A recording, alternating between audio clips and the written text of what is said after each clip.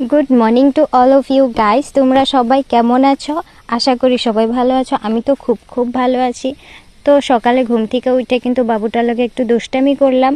আজকে কিন্তু ঘুম থেকে উঠতে অনেকটা দেরি হয়ে গেছে, প্রায় 5:30 বাজে গেছে। আর দেখো সূর্য তো পুরো মাথার উপরে।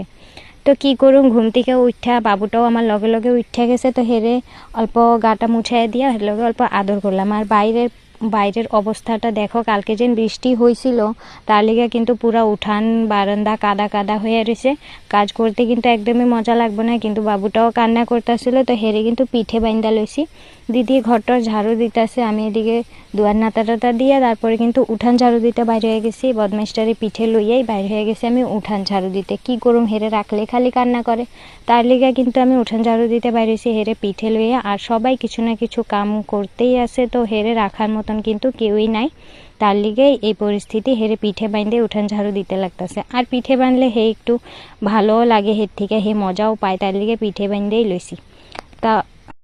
তো উঠান ঝাড়ু দিয়া এখানে সুন্দর করে উঠানটারে ঝাড়ু দিয়া তারপরে মুখ টুক ধুইয়া আমি কিন্তু রান্নাঘরে গেছি রান্না করতে। এদিকে কালকে যেন বৃষ্টি হয়েছে, কাদা পুরা উঠান বাড়ি কাদা হয়ে গেছে, তার লিগে কিন্তু দিদি সকাল সকাল লেপা পুছিতে লেগে গেছে। রান্নাঘরটা পুরা লেপছে, গোটা রান্নাঘরটা লেপতে কিন্তু অনেক টাইম লাগছে। তারপরে বারান্দাটাও লেপতে লাগছে, তার লিগে দিদি অন্য কিছু কাম করতে পারে নাই। তো আমি কিন্তু এদিকে রান্নাঘরে ঢুকছি মুখ টুক ধুইয়া। আর ছাগল বাঁধতেও আজকে আমি যাইতে পারিনি, আকাশেই ছাগল বাঁধছে।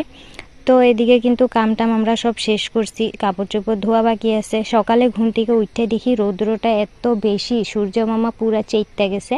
তো কি করুন, তাড়াতাড়ি কামটাম শেষ করছি আর কি। গরম পড়ার আগে সকাল সকাল অল্প ঠান্ডা থাকে, তারপর কিন্তু বহুত বেশি গরম থাকে।